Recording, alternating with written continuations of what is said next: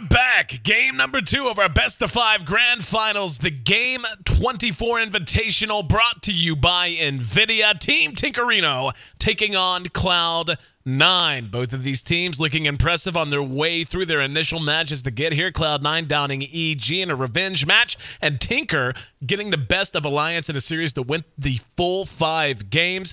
And yeah, check out Game 5. I'm going to keep spamming that vocally just until everyone has seen that game, because honest to goodness, it's worth your time. But for now, match ahead of us is our second game of this series. Team Tinker leading 1-0. Cloud9 wants to turn the best of 5 into a best of 3, and Tinker wants to make it 1 win and a bunch of bennies in their pocket to help break down the draft and lend his insight and analysis. Welcome in once again, Trouf. So Trouf, yeah, I mean, game 1, we were both kind of really on the same page. I liked what I saw at Cloud9's draft for what it was, but what it was extremely one-dimensional, and there was no way they were going to transition out of it. And when the early lane phase and the roaming didn't work out, they just slowly fell further and further behind.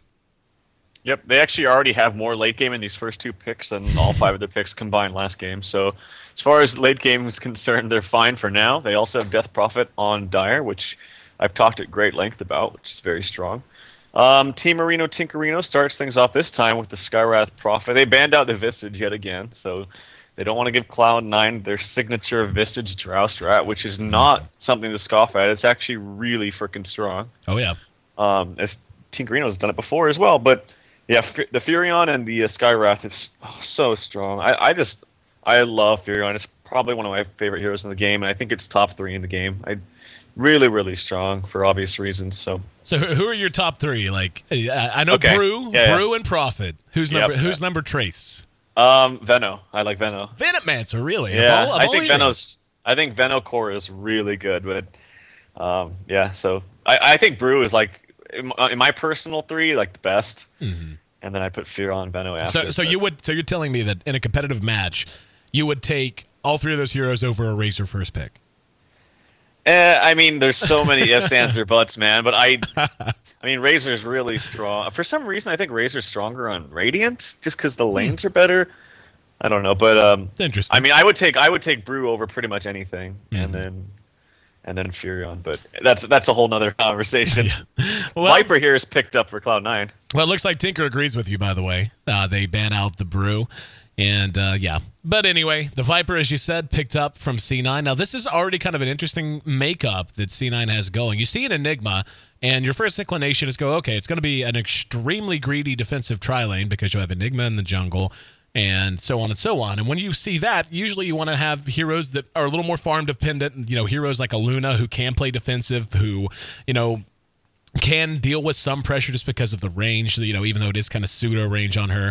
But, you know, usually you're thinking more along those lines. This time, though, you've got a Death Prophet who generally wants a solo lane, a Viper who's usually best at the head of an aggressive tri-lane, or a solo lane himself, and then the Enigma going into the jungle. How do you think those 3 heroes are going to fit together? And then we'll break down Tinker, who did just go ahead and pick up the Luna for themselves. I actually really like the Viper pick. So when I see Enigma, I think there's a couple things that need to have happen with the rest of your draft. You have to have a support that can function well and harass on his or her own. Mm-hmm. Like Skywrath, I think is really good combination with Enigma, because you don't need any real help in your safe lane if you do go safe lane to help harass and off it. You can do it yourself. So you can free yourself up for the jungle to have Enigma. And so they've waited to take their support. So things like Skywrath, I think personally Venge is really good because you can roam around a lot. If you wanted like a support Potom, you can kind of do that. Those kind of heroes. So they have one more to pick. And then the other thing you need, I think, is someone that can lane effectively solo if they need to be solo. Because oftentimes if you pick Enigma, if there's some very aggressive tri-lane, which there could be, like there could be Skywrath, Luna, and then like maybe Venge or Jakiro. Something like that. Jakiro. Something that's really strong. You need a hero that could possibly still get experience and maybe... Actually, yeah, there's the Venge. You called it. Well played. You need a hero that's solo that could somewhat... I mean, obviously they're not going to win the lane, but someone that doesn't need like a tremendous amount of farm to... That's why I don't think Luna would be good. I think something like a Viper or a Potom or a Weaver, something that can kind of function on its own with not a whole ton of farm. So I like the Viper pickup. Very curious to see what Cloud9 picks as their support, though, because I do think that's the most important thing when you pick an Enigma, is having a support that could function well on their own. Why we pay you the big esports bucks, man. Love the breakdown and the inside. Big bucks. Yeah, the big Give me bucks. all that money. Now, all that money, then we going out for a Happy Meal. All right. But anyway, we get paid a little bit better than that. But you know what? Happy Meals are actually very cost effective. Very cost effective. Dude, you get a toy. I mean, like you get a toy. Like, what is it? 4 nuggets, fries, and a drink for like $4. Yeah, that's a damn good deal. Dude, dollar menu is better though. Always will be. But you know, sometimes in Canada they don't have dollar menus. It's really annoying. That's why Canada sucks. Like, yeah. Well, what's that all about? Exactly. Like a McChicken is like a premium meal here, whereas in the States it's like 99 cents, right? Yeah. Oh yeah. Dude, that's what got me through college, and it shows on my gut. On my gut, believe me. But yeah, like, you know, getting through college, the cheapest meal in the world. You go get like a medium fry, a McChicken. Actually, I was more of a Wendy's guy, so I get like a crispy chicken. Oh, I love Wendy's. Yeah. Oh yeah, I get like a crispy chicken, a medium fry, and then a water, and you pay like $2.80, and it was glorious. But how about we talk Dota and just leave our eating habits for post-match discussion and the such. Anyway, Clockwork, the 4th pickup for Cloud9. The Venge, as you had said, picked up to go with the rest of Tinkerino's lineup. Gotta love the dual auras, Luna and Venge do work very, very well in terms of being aggressive. You know, I'm always kind of torn on how I feel about Luna as a hero run aggressively. Like, when it works well and do it very, very well, especially at the head of a trial lane with a Skywrath and a Venge. But if it falls apart even at all, if it goes wrong even a little bit, suddenly you're in a position where you have to abandon the lane and everything just kind of domino effects from there. Yeah, I'm kind of on the same page as you. I'm kind of on the fence as far as how well she can do. It's like she actually does very, very, very well in lane, especially when you know you're going up against Enigma, because the lane's not going to be very strong. And you have high movement speed and high damage. The only thing, and I always stress this about aggro trial lanes, is you need to pressure the tower. Otherwise, if you do, for some reason, like if their mid-hero Death Prophet gets a haste rune, and you're trying to harass too much to the point where it's like an Event Horizon or a black hole. You cross that line, it's too far, and then the haste rune DP comes up, and then it's just over. Right. If that happens, then you can't go back top anymore. Like, you have to go bottom, and then you lose out on a lot of your momentum, and your whole plan is just kind of foiled. So I feel like taking that tower is so important. And if they do that, it's a huge success. If it's not, it's kind of a disaster. Alchemist is the support last for Cloud9. I talked about ones that can kind of function on their own.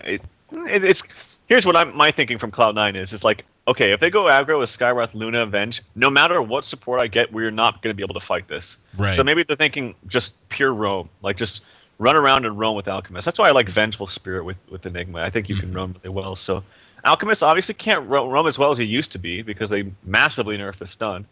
But can still be a decent contender for roaming. We'll see how it works out. Well, he helps deal with what you were talking about, the idea of a successful aggro try should be pressuring the tower, like you had said. And all it takes is, level 2. You have 1 point in concoction, 1 point in acid spray. Acid spray, even at just level 1, is very effective at keeping the lane equilibrium where you want it to be. It makes it very hard for them to dive because then they're diving through the acid. And yeah, that's certainly not a good mixture. But pretty much everyone except the Enigma is actually really nicely defensive. And Enigma to a certain extent is as well with the Eidolons. But Death Prophet can spam out. Viper's, just tanky and tough to bring down on his own. The Clockwork with Cogs. So for the most part, Cloud9 I don't think is going to struggle all that much going on the defensive so long as they play this out right. For Tinker, though, they grab up the Dragon Knight, and looks like that's going to be played by Sing Sing in mid. Koikva on the Prophet. Now just a matter of where they're going to send EGM, Pycat, and Bulba. Yeah. Oh, sorry. Sometimes I just gravitate towards the Twitch chat. It's so addicting. But yeah, I actually really like Team Tinkerino's lineup again. I think Dragon Knight just synergizes well with they have double aura, like you mentioned, with Luna Venge. So it's going to increase his pushing power a lot. They can TP in with Koikva and Nature's Prophet. By the way, I think Koikva is just fantastic on the Furion. Oh, yeah. Fantastic Nature's Prophet player. And the only problem, too, is that Cloud9, the Viper's very immobile. Like, he's very tanky, and if he gets levels in the corrosive skin and he tanks up a bit, it's very hard to push into that, but very slow hero. Can be kited down easily, can move around him easily, so I think it's really going to have to come down to the movement of Pylai and how how Aoi responds to potential pressure and warding. Well, we have a pause to get things rolling, as is becoming fairly common. Looks like we're ready to get the go on. But yeah, coming back around to Koikva. Yeah, like without a doubt, going back to when Koikva was first kind of making a name on the scene back in his Mouse days, and then he wound up with Liquid, obviously, and now with Team Tinker. Furion, without a doubt, was his marquee hero. That, and believe it or not, the Lone Druid. He was kind of a son of Bulldog kind of an approach in terms of where he seemed to wind up in most compositions early on. But now, you know, it's kind of the dynamic that that Tinker has that makes them so dangerous, is they have three unbelievably talented solo lane players, all three of which can play mid, Sing, Bulba, and Koikva, and all three of which can easily shift to things like the off-lane Tide. They, you know, any solo lane, any of those players are going to be able to move into comfortably. And it really makes it hard, I would imagine, to prepare with your drafts. But we'll hold that thought for a moment, as it looks like Pycat, Sing, and Bulba are at the head of an aggressive raid into the jungle. Now, this is going to be 4-on-5 if they do manage to track them down. It's a little treant, though. Looks like is going to give them some vision. So if they don't like the way it looks, they'll be able to back off. No one really nearby. Bone 7 falling back as well, so looks like no blood on the soil as of yet. Sing's sword looks very interesting. I'll just say that much. When you can get a good glance at it. But there's a ward placed here from Team Tinker in the same exact spot, well, close to anyway, as Cloud9. I've seen so many in there, and they are warding up Enigma's jungle, at least a little bit of it. Actually, they only one camp. I know they warded the main pole camp, but that's not really necessarily where the Enigmas want to go. Yeah. So again, I'm very curious to see how Aoi responds, and you know where this Alchemist is going to go. Oh, he does counter this, so that's actually really good for them. If they cannot get caught up here, and it's going to be Viper in the off lane, as they did expect the aggressive tri lane, and it's going to be Viper against Nature's Prophet. I'm curious to see how they do in 1v1 in this situation, because obviously Viper is very strong, but the cool thing about Furion in these 1v1 matchups is you can just send your treants at the enemy hero, and they do not draw aggro. It's very annoying to play against. Yep, EGM gets a pat on the back from Pylai as he rounds the corner and spots him out. The Alchemist, as you said, going to be part of this lane along with Bone 7, so the laning choice is fairly interesting. AUI, of course, going to work in the jungle in the Enigma, with Fata doing work here in mid. He's going to be matched up against Sing on the DK. This top lane, though, looks to be the one where most of our attention will be focused. A lot of killing potential here with Pycat, who did place his first point in the Lunar Blessing. Bulba has yet to place a point, but we can see EGM also keeping a very watchful eye. Down here on bottom, I want to see how this plays out as well. Koikva's excellent in matchups like this, but Viper's just so hard to cope with in any solo one-on-one. I actually was watching Koikva. He's not only 1v1ing, but he's also pulling this camp at the same time with his treants. This camp is the worst camp to pull, by the way. He actually missed it the first time because it's just the healer camps are so annoying to deal with, but he gets it this time.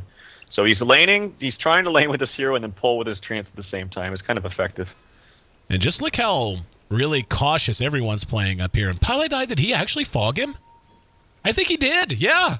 He like walked around the tree, and I don't know if he meant to do it. I'm going to guess he did, but he fogged him. And came out and gave a couple of right clicks, and the Enigma tried to catch up with him, but unable to do so. EGM now turning around. Looks like Bulba's going to be rotating on over. EGM being chased out by Pylai, but everyone kind of spread out here, at least for the moment. Do hear an unstable concoction now. Pylai will go ahead and throw it. EGM catches it right in the mouth, but no one else nearby to follow it up. And for the moment, Bone 7 just sitting still and trying to soak XP. Not a single last hit so far. For Bone 7, he's got 2. Well, does he? Was I? Oh, he yeah. must have got him. He must have got him with the rockets. Oh, okay. I misread that. My bad. No, it's okay. This is a really smart thing to do generally with aggressive when you know someone's going to aggressive try lane. Just pick clock for the safe lane.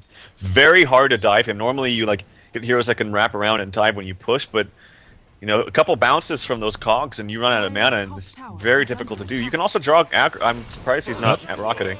Oh, I missed that quick. I was there. I got there right at the end. Sing picked up a haste rune, made his way down, and it was very close. Koikva took a lot of damage, but they do end up drawing the first blood on the Viper. And you know, you were talking about it in reference to an aggro try, but that rune work, especially by a Dragon Knight, nets them an early lead. Viper DC. Wonder if that had anything to do with it, although I didn't see it. Yep. Did it look like he was DC'd at all when he it looked like he was right-clicking Koikfa. That's all I could tell you. I got there in time to see a couple of auto attacks to bring him down. So either way, connection issues or not, Tinker will happily take it. We'll take a moment to break down the CS board right after we look at the items. We can see Sing Sing obviously with his bottle up. Pylite Die still level 1 on the Alchemist, as is EGM though, so it's a give and a take there. Bone 7 sitting at level 3, as is Pycat. NV now back on and ready to roll. But how do you feel about the laning phase so far? I mean, we're just 3 minutes in, but we've gotten a look at what the give and the take's going to be. Who do you think comes out favored here? I actually think the Cloud9's not doing too badly. I was really worried for them at first, but this the Clockwork top is very smart. Pylite Die, he doesn't have any levels yet though. That's the only problem. Like, he's pretty useless. But at the same time, they only warded 1 camp of Owies, so he actually hasn't had the worst time in the world jungling here. So he's got 10 CS, almost level 4, not too bad. They don't give up too many more deaths. Like that haste rune is very unfortunate because Envy was going to do just fine there. But if they are able to catch out Pylite Die, oh, their smoke is, they just smoked and it got revealed immediately. So Pylite Die, whether that was intentional or not, it was a very good lucky play for him as he reveals the smoke immediately. And Venge is still level 1. Uh-oh, Venge could be in trouble. Gets off the magic missile, but unstable concoctions there. AUI has 2 points into Malefice. Not going to spend them yet, but Bulb is there to scare him away with a concussive shot. And I feel like AUI actually probably could have cut it pretty close. EGM very low, couple of auto attacks. Might have been able enough to drop her with Malefice, but instead both teams continue to play relatively cautiously. It would have been, I don't think he would have got killed. Like, even if he did, they would have been chasing him for a long time, but they're chasing into a high movement speed Skywrath and perhaps or potentially a Luna. So I think it was nice to save the stun there. This is why Alchemist's stun is just so bad early on. It's really bad. But yeah, Viper is still doing well despite the gank, 24-3. And I think that actually Cloud9 is still fine with this. They have Roshan advantage if they want to, with the Death Prophet ulti plus the goo. So I think that things are okay for Cloud9. UI smoking right behind tier 1 mid. Let's see where he wants to head. Looks like bottom gonna be the target. Koikva has no mana, not even enough to TP out. If he does, manage to get in trouble. And let's see if they want to dive or if they just want to push. He's coming straight on through. Go ahead. There's a TP ready on Bulba, so if they dive too much, then he can possibly respond. We could see C9 under a lot of pressure. The creeps actually followed them into the woods. And the acid spray enough to keep them off for now. Koikva is going to go ahead and pull back. AUI shows himself. There's no reaction, at least as of now, but they know exactly where he is here in mid. Fata and Sing Sing continuing to go toe-to-toe. Fata at 33 CS, 21 for Sing Sing, which is not all that bad, all things considered. So off to a solid start on this DK. The push power that Tinker's going to have whenever they actually do start to hit towers is actually going to be tremendous if they get the DK to a quick level 6 and get some decent items up on him early. Yeah, those are some angry pings from Envy to Owie. I think he really wanted him to dive and go on the Furion, but Owie didn't respond in time, so little lapse in communication there, which could have potentially been a kill, but they still look like they're going to get this tower. They're actually the first... Oh, here comes an aggressive TV behind with Koikva. They want to defend this, it looks like. Just level 5, doesn't have Eclipse. And here we go. Bulba's going to show up, and a lot of damage being done immediately. Viper strike out on Bulba. They're going to get AUI. Koikva there doing what he can. And Pycat right-clicking his way down. Lucent Beam slows Envy down a smidge. And there's going to be the ulti thrown from Koikva. Got it. Nope. Actually, yep, here it comes back around and didn't do any damage. So Envy just going to continue to kite this out for the moment, but Lucent Beams and right clicks make it a bad exchange for C9 as Tinker, who leads this series 1-0, off to a great start here in the first 6 minutes. Yeah, Koikva's going for the fast Midas build, and he actually has it right now. With boots plus 900 gold at 6 minutes, and I think this is fine. A lot of people just talk a lot of crap about how going Midas early. Oh, he's TPing top. Looking for a kill on Bone 7. Couple more auto attacks. Can he get it? It's going to be close, actually. He does. Yep. No, Envy's back, and there's going to be the stun on the EGM. Pylite Die wants payback. That's actually a double kill now going the way of Envy, and he makes up all that ground he lost with those initial 2 kills. Nice to kill off the clock, but I actually feel like that very much favors C9 in terms of turnaround and in terms of getting Envy back on his feet. Oh yeah, not to mention they have a tower kill in favor. Owie's farming bottom. No one's there. Death Prophet's definitely out farming Sing Sing in mid. And again, they push out these lanes, they could go for Roshan. How many levels are up in the assets? He's almost got level 5 actually on Pilot Eye, so I was worried about out getting levels, but not doing too badly. If he hits 5, gets a medallion, which he's on the way for. This Roche is just going to melt. EGM. Yep, and we're going to see, yep, there's a hook coming in from Bone7, but here comes help from behind. Fate's Eye in a lot of trouble. He's going to be brought down before his ulti can do much, and they end up losing the Death Prophet, and now Bone7 takes the beef as well. 6-2, and Tinker is in complete control of this game thus far. Cloud9 just seems like they're about not even a full step, like not even a half step. They're like a quarter step behind. Like, you know, right there's a perfect example. They were moving to the same place. They were thinking the same thing, but Tinker just there a little bit too early. Well, their mobility is definitely a lot better. That's what I talked about. Like, Koikfa can get all over the map. Bulba's super fast. Rain stun from Sing Sing when in ulti form, and then Luna hasn't come to too many things. She came bottom to help out get the kill on Viper, but Luna also has high movement speed, so... Yeah, again, the point still stands, though, that Cloud9 have this Roshan potential, and makes me wonder if right now they don't just go. Like, lanes are pushed bottom, people TP'd out from mid. I think they should just go for Roshan. Like, the earlier the better, right? Because it's not as strong, so... And when you have the tools to do so with the ulti and the acid spray from Alpha... Envy, dead top. There were ill-meaning people waiting in the shadows near that tier 1. And that's going to be his third death of the game. 2 and 3 on a Viper is not how you want to start. This is when you want your Viper gaining momentum, not losing it. Yeah, and he's actually chosen to max poison attack. This is something you don't ever see, at least in the metagame right now. I've seen most Vipers max corrosive skin early, like something like a 2 or 2-2-3 or 2-2-4 build or something along those lines where the focus is primarily on the corrosive skin. So interesting build there from Envy. More pressure at top. Quakevaz hooked up with Pycat. Pycat has ulti at the ready. Max Lucent Beam as well. And they're just going to press this and try to force a reaction. Pilot Eye throws down the acid spray. And looks like they're going to abandon this siege, not wanting to overstay their welcome. Fatal was on the way. EGM and Bulba once again on the move. They smoke, and they're moving along the Ancients on the Radiant side. Now ready to try to find a target as they head up. There's one isolated by itself. That's going to be AUI. If they can collapse on it quickly enough, Quakeface got eyes on him. They know where he is. They're trying to flank. EGM's going to be there, and there's going to be the concussive shot and the magic missile. Easy kill. And let's see if there's going to be any collapse from C9. C9 going to teleport one in. Sing Sing caught with the Viper Strike. Pilot Eye looking for a target. There's a hook that hems him in, and Sing Sing could end up dropping. There's going to be a swap, though. EGM gives his body. Pycat coming in from the south to clean things up, but Sing Sing ends up dropping anyway. Now Pycat eating a lot of damage from that max poison attack. He's going to try to outpace the damage with the TP and succeeds in doing so. So a 2-for-2 exchange. And hard to see who came out ahead there. Losing Sing Sing stinks, but Cloud9 has a clockwork that is falling behind as well. He's sitting at 1-3-1. His game impact thus far been very negligible. He did set up some nice kills there with that hook, though, so I think Bone7 did the right thing and definitely was in favor of Cloud9. They also got the tower deny up top from Envy. I still think it's interesting that he hasn't maxed corrosive skin, but nice decision from Pycat to just TP out right there. There's Medallion, and finally they go for Roshan. A little bit later than I thought they would, but they're still going to get. It's still going to die really fast with the ghost and the acid spray and the Medallion. Like it's so effective if you have Roche lineups like this that can take it fast. Now we can see Koikva actually waiting for a swap from EGM. He was body blocking Envy.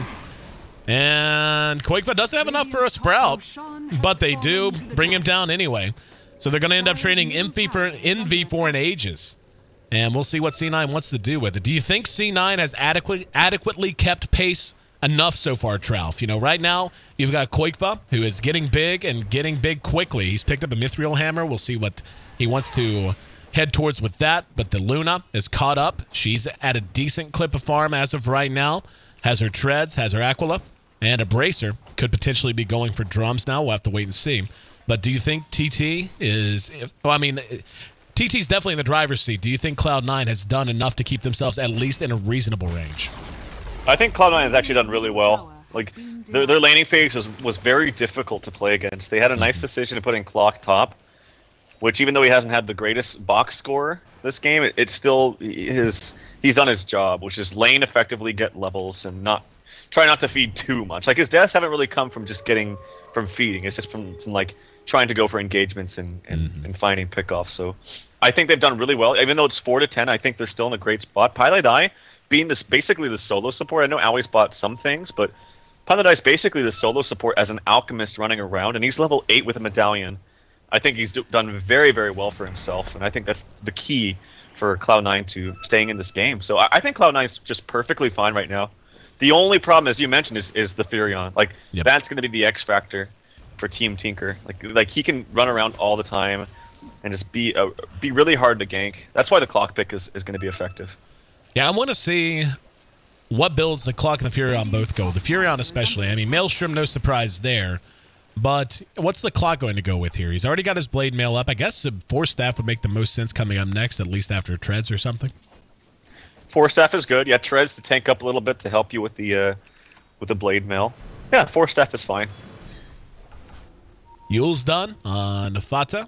Also still has his Aegis. Let's see if they want to collapse top as the Tier 1 is sitting at about 407 HP. Bone 7 trying to be cutesy down here. He has no help nearby, so level 9 and nowhere to go. Instead, just going to hang, soak some experience if it gets into range of him, and just be an option, I suppose. At top, C9 revealing their push.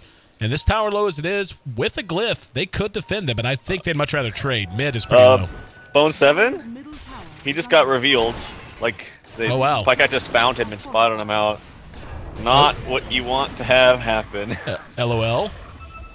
All right, here in mid. Yep, TP's coming in mass. Here comes Pilot Eye looking for the unstable concoction. Catches Sing Sing uphill. And Cloud9 charging him down. Running him down from behind. So they end up getting the clock, but they give up Sing Sing yet again. And Cloud9 taking the Tier 1 top and losing the Tier 1 mid. So a lot of action on both sides thus far. The gold is pretty close to even, but for now, Cloud9 actually maintains a bit of an advantage. And experience-wise, same is true, sitting at about 1,000. If we end up, I mean, it's just so hard. Like, whenever you see a Furion who's being almost left entirely alone, especially one that's having this good of a game, 6-1-4 now. And then, of course, Aluna. She's 2-0-3, so it's not as if Pycat's done nothing but AFK farm. He's been off to a good start and been relatively active for such a hard carry. These heroes are going to kick in sooner rather than later, and I feel like even though Cloud9 is feeling okay right now, is feeling like they've eased into this segment of the game rather well, they need to continue to play with a sense of urgency. Yeah, Quake was really, really farmed. Like, doing so well for himself. And keep in mind, Bone 7 could be in trouble again? Oh, I thought Quake was gonna... I don't know why he blinked away, actually, because he had all of his trees up. If Bone 7 tried to be aggressive on him, then his battery assault wouldn't do anything. Lack of vision, I think. I'm pretty sure they didn't see anyone else on the map. Yeah, perhaps. Yeah. Except maybe Envy. He was hanging out up here. I think these two were down in the jungle, in the jungle, and didn't want to take a chance on there being backup and the such. Alchemist, as you said, solo support is continuing to collect a bit of gold net worth-wise. No surprise to see Furion up at the top. The Death Prophet. Up and down game for Fata. Just 0-1-3 for him. But has his Jules and still has that Aegis that he should have at least a little bit longer. Cloud9 is not being sneaky about this rotation at all. They're just all walking bottom, all running bottom, no smokes, and everybody gets revealed. So this is going to mean, yep, split push for Koikva as he TPs up. He did buy a blink, by the way. I was wondering, he was saving his gold and I think pondering in base whether to get a blink or Force Staff. Because Force Staff is really good against clock, and it's good to save your opponent, or your opponents, to save your teammates as well, but just wants the extra mobility and split push, which is better with the Blink Dagger. Yeah, it looks like Team Tinker's happy to just trade towers right now.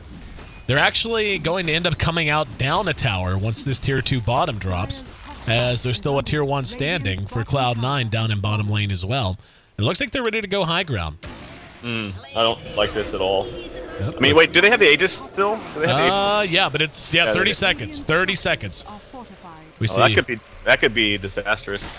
Oh, there's going to be Bone 7 with a hook. Catches out EGM. Or actually caught out Sing Sing. EGM swapped to make room and keep him alive. They're trying to spam this out. Not long on that Aegis now.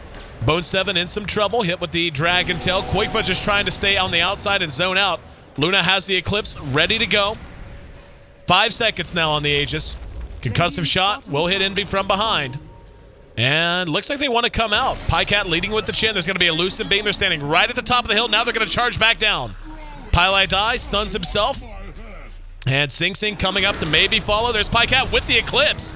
And maybe a little bit of overkill, but securing that they, at the very least, got one hero kill in exchange for their tier 3. So C9 manages to go high ground successfully, but they end up giving up their Alchemist in the process. I'm really wondering why Sing Sing isn't going for a BKB. Like, he's going for Ogre Club into a Lothar's, or a Shadowblade, I should say. I think BKB is going to be, I don't know, I feel like they have so much good ganking potential already. I guess his thinking is, I can go invis, find someone, and then catch them with the stun, Furion TP's in, which is definitely effective, but I feel like he's... I don't know, I guess BKB isn't, like, amazing this game, because the Ghosts still go through it. The Viper Strike still goes through it, which he does have an Aghanim, so perhaps Shadowblades could still be good, but nonetheless, it's actually a very effective push from Cloud9 as they get the tower and minimal losses with just Pylai Die. 3,400 gold on the Death Prophet. What do you think? Now that answers the question. Picking up and Ogre Club. Yeah, BKB. Really, really good at this game. All the damage. I guess Luna's hitting a little bit for some auto attack damage. It's actually not too bad, to be honest, 170 or so. But the majority of the damage is all going to be magic for now. Well, we have yet to see AUI really participate all that much with the Enigma. But that's good news for C9 as they've been doing pretty fine despite that. Pylai Die using his Acid Spray to take some Ancients. And this is... when you play a support Alchemist, which you just kind of sweat through the laning phase for, you know you're going to be broke for a while, but all it takes is level 8 or 9-ish, and you can start to take the Ancients really, really easily. EGM, smoked up, has 2 behind him, smoked as well at Sing Sing and Bulba. And there are a number of C9 moving down through lane. Let's see if they'll take the bait. And C9 just going to go ahead and pull back, not feeling very comfortable with everyone being missing from Tinker. Yeah, Pylai Die is really close. Oh, he's not going for Blink. Okay, I thought he was going to get a Blink, but he's going for a Vlad's instead. So just to add to the team fight, armor and stuff for that. Envy with his Aghanims is very, very tanky. He's now almost got Corrosive Skin maxed out. So, and there, Roshan is respawned. Team Tinker's actually the one to splat it out, but I still think if you get lanes pushed, Cloud9 can just fight around Roshan, and they will. I think they'll definitely win a Roshan fight. They have Acid Spray, they have long-range Viper Strikes, and they have the Clockwork and Midnight Pulse, which is almost max as well. So, yeah, this is Roshan team right here for Cloud9. Let's see if they end up wanting to take it. The Luna is just about done with her BKB. Only needs about another 600 gold, 500 or so. Vlad's done on the Alchemist, so continuing to be a team player, going with the Auras. Yep, Mjolnir picked up now for the Furion, which is standard, and it looks like he's going to go for a BKB of his own. I talked about BKB is not extremely good this game, but BKB is always, like, it's hard to find a game where BKB is actually bad to get in. Like, it's always going to help you with something, despite there being several counters to it this game. Still good. I think Envy's the one who says he just thinks BKB as a concept is boring, but boring or not, it's very necessary. effective. Yep. Boring but necessary, yeah. Roche already down to half. If they know about it, they're tardy to the party. Sing Sing gonna move on down. They may decide to go for it now. Roche is not dropping all that quick, and they are gonna spot them with the Wave of Terror. Moving in, Roche down to about 1/5. They want to go. Now's the time. Looks like thinking about it. And there's gonna be a hook. Sing Sing got out in the river for no good reason. Blade now popped, and there's gonna be a swap by EGM, sacrificing his own body to save Sing Sing. But yeah, I have no idea what Sing Sing was doing there. This is either a miscommunication or just a mental lapse. In either case, EGM is the one who ends up paying the price, and the rest of the team has to scatter to the winds. Poor EGM. He's doing the right thing with saving his carry, but they had no business fighting that. And the reason is that Luna didn't have her BKB yet. It was coming out on the courier right as they were about to engage, and they really need... without that BKB, there's no way at all that they win a fight with Clockwork just staring him down and Midnight Pulse down and Acid Spray down. So, yep, Sing Sing definitely out of position right there, and EGM unfortunately pays the price for that. 12-7, 22 minutes in, and we can see C9, even though it's felt early like they had lost a ton of momentum or just going to be on another downward slope. Instead, for the second time, they're pressuring this Tier 3 bottom. They've already taken the tower, and they're ready to go for racks. Ulti deployed by Fata. They do have Glyph, and they will use it. There's a wave of terror that spots everything out. They need to get everyone ready to go.